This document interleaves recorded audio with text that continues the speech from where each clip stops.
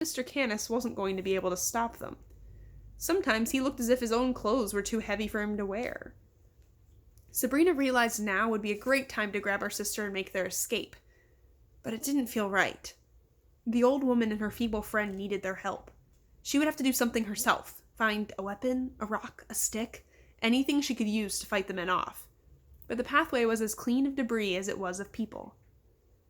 "Girls, get behind Elvis, please," Mr. Canis said, taking their hands and pulling them back so that the Great Dane was between them and trouble. "Enough of this! Get 'em!" Tony ordered, and Bobby and Steve lunged at Mr. Canis. Sabrina was sure they had seen the last of the old man, but he caught both of the men by the throat, one in each hand, and lifted them off the ground, holding them aloft as their feet dangled and kicked. Even more shocking was the loud, guttural growl the old man released when he tossed the two thugs, sending them sprawling across the cold concrete ground.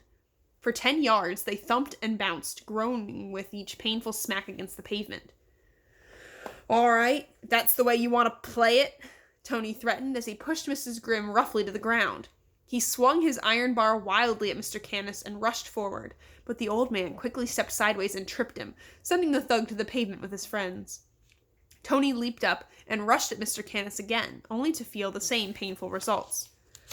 "Hurry, girls, we should get to safety," Mrs. Grimm said as she got up and led them away from the fight. Elvis trotted along beside them, barking warnings at the goons not to follow. When they got to the car, Daphne climbed in but anxiously peered out the windows. After several minutes, Mr. Canis had still not joined them. "We shouldn't have left him. There were 3 of them, Granny. He can't fight them all," the little girl said with tears running down her cheeks. Before Mrs. Grimm could calm her down, the car door opened and Mr. Canis crawled in behind the wheel. He was completely unharmed, and oddly, he had a little grin on his face. "See, Lieblings, he's just fine," the old woman said. She turned to Mr. Canis. "So girls were worried about you." The old man turned in his seat and looked back at Sabrina and Daphne. He was his same painfully thin, watery-eyed old self. Daphne leaned forward and planted a kiss on his cheek. His face turned red with embarrassment. "Don't you ever do that again," she commanded as she hugged him tightly and then sat back into her seat. Mr. Canis nodded in agreement. "I, for one, am thrilled at what's transpiring," Mrs. Grimm said, taking out her notepad and pen. She began jotting notes frantically.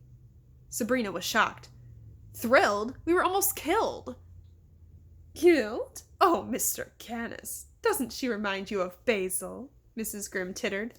Mr. Canis nodded. "No, I think we have a cause to celebrate," the old woman continued. "Why? Did you find a clue?" Daphne asked. "No, not at all."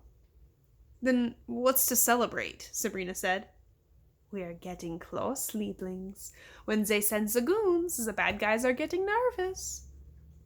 "So, what now?" Daphne asked. "We'll follow those goons back to their hideout."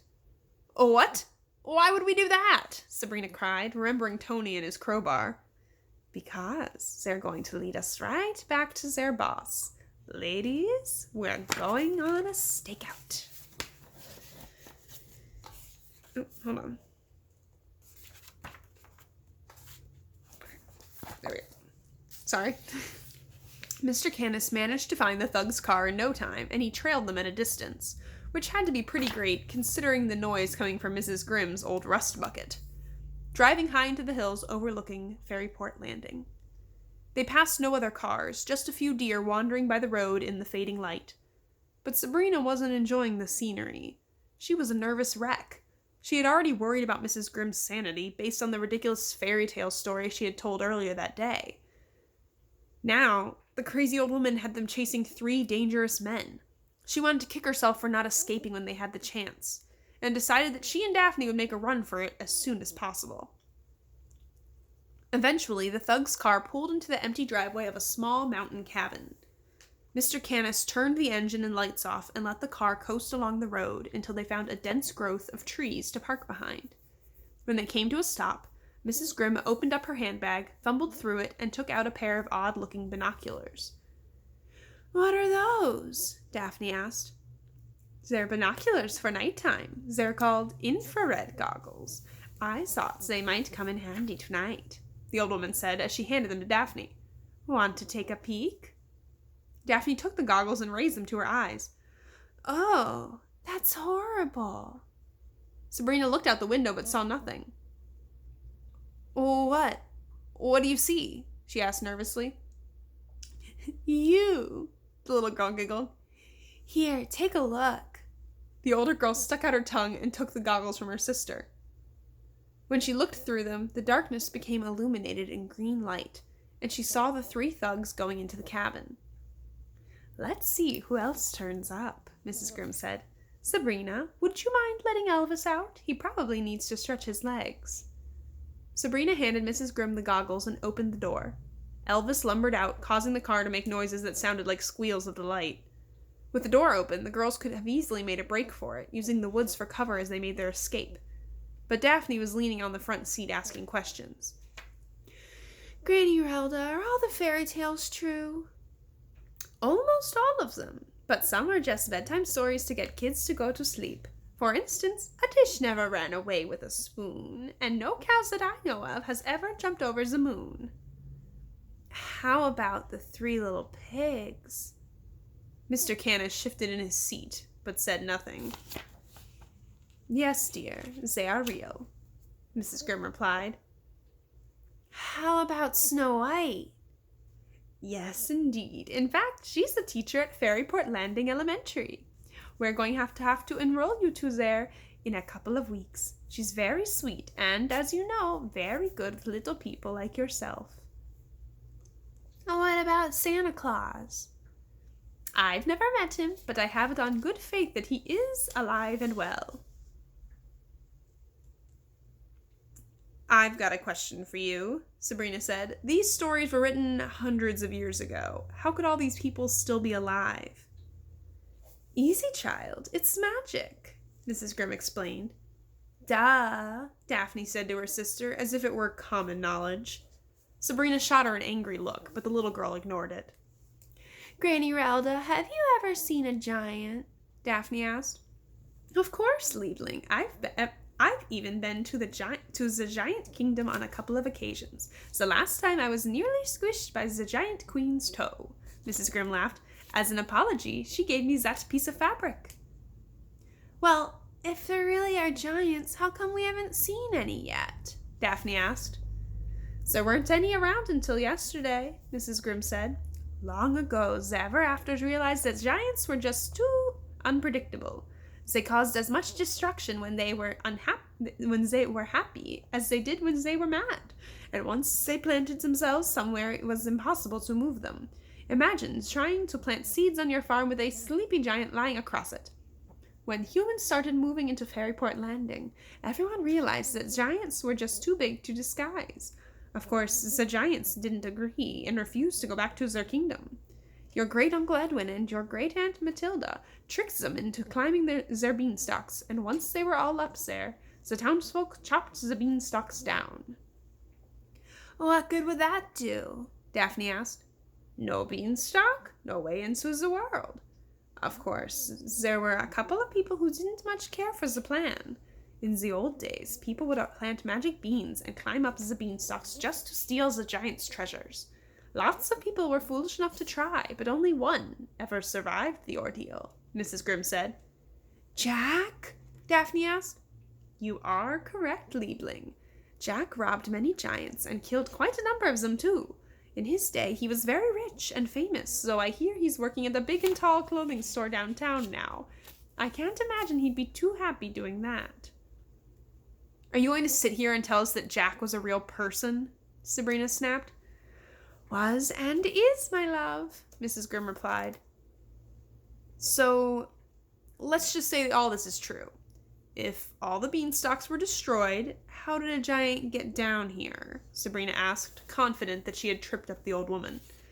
Ah, Liebling, that is indeed the mystery we are trying to solve.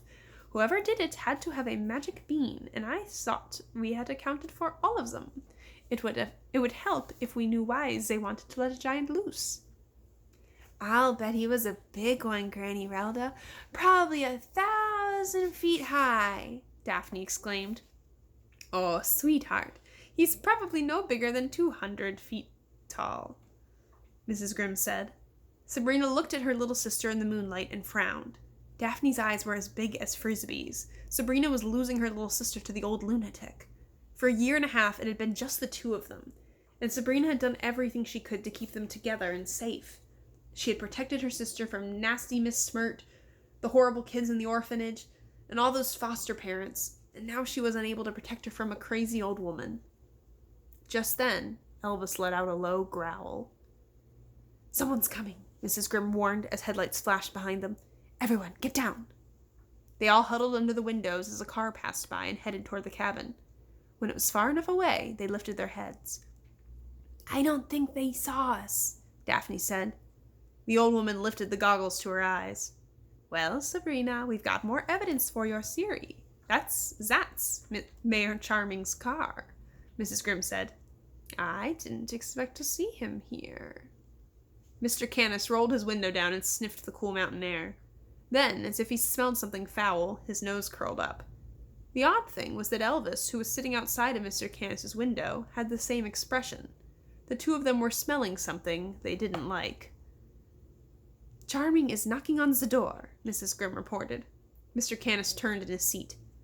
Child, open your door. The dog should get back into the car.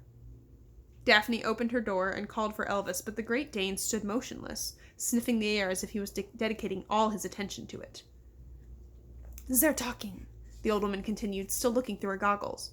Get into the car, dog, Mr. Canis called sternly. Elvis turned to face him, but kept sniffing. Wait a minute. Charming is running to his car.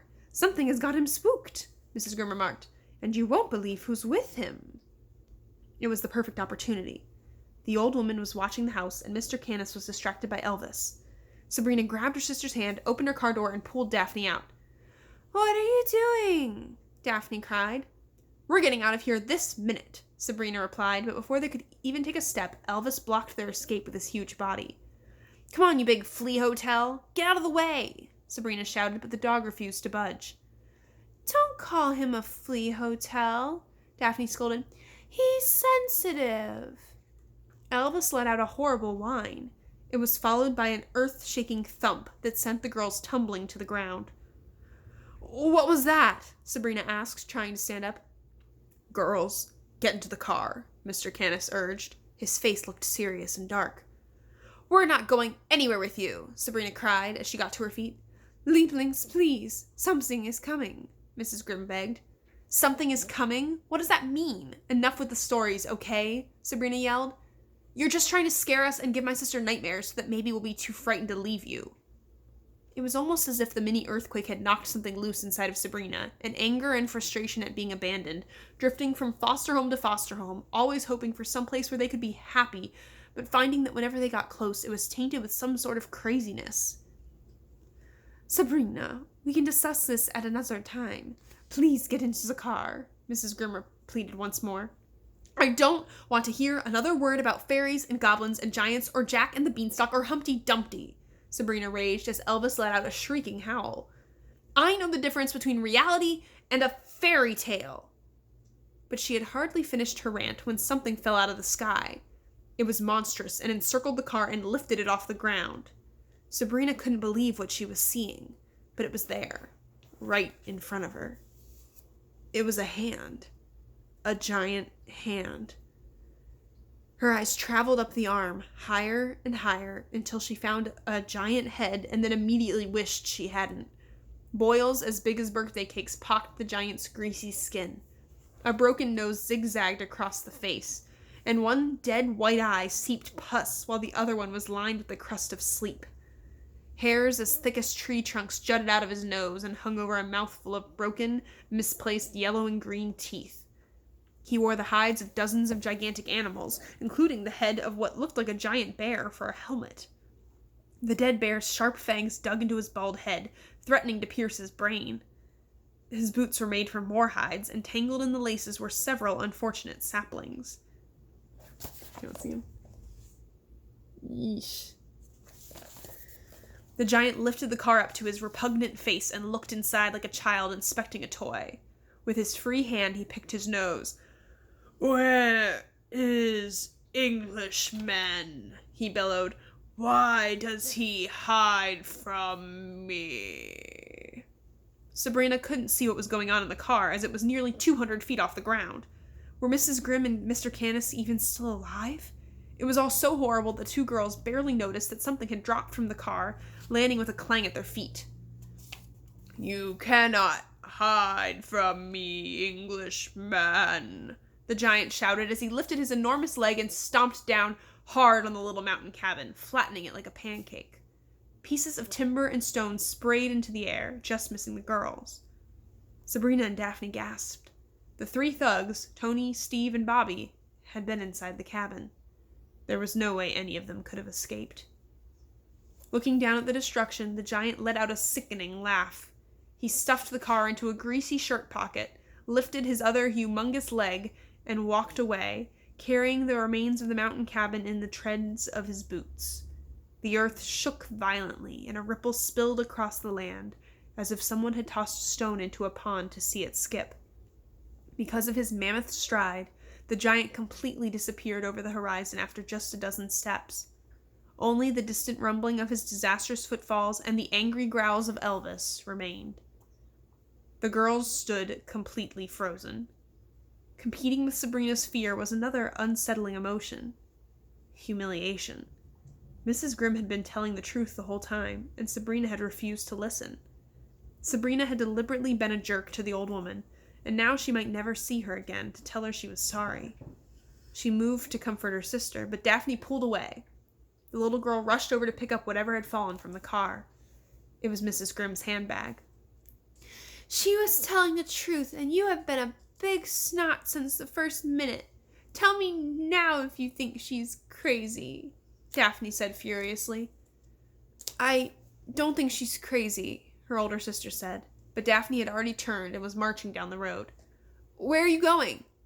"I'm going to rescue our family," the little girl called back without stopping.